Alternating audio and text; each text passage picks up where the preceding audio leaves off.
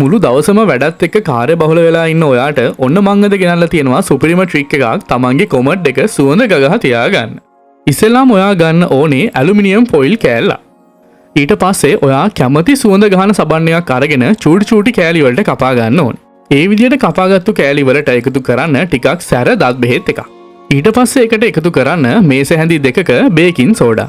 දැන් ඔයාට කරන්න තියෙන්නේ ඒ ටික හොඳට මිශ්‍ර කරලා චූටි ගුලි විදියට හදාගන්න එක. ඊට පස්සේ ඔයා ගාව තියෙන ඇලුමිනියම් ෆොයිල් කෑල්ලෙන් මේ චූටි ගුලි කරගන්න. අවසානයේටම ඔයා කරන්න ඕනේ ඔයා ගුලි කරගත්තු ගුලි ටික හිල් කරලා කොමඩ් එක ඇතුළට දාන එක. කොමඩ් එක ඇතුළට දාන්න කිව්ව ගමන්ම ඇතුළට දාන්න එපා. ඔයා දාන්න ඕනේ වතුර එක් රැස් වෙන තැනට. මේ ක්‍රමයෙන් පස්සේ ඔයාට පුළුවන් එකපාරක් පාවිච්චි කරාට පස්සේ සුවඳ ගහන කොමඩ් එකක් ගෙදරදීම හදාගන්න. බලන්න ඉතින් ලෝකෙ මිනිස්සුත් හොයාගන්න දේවල් නේද?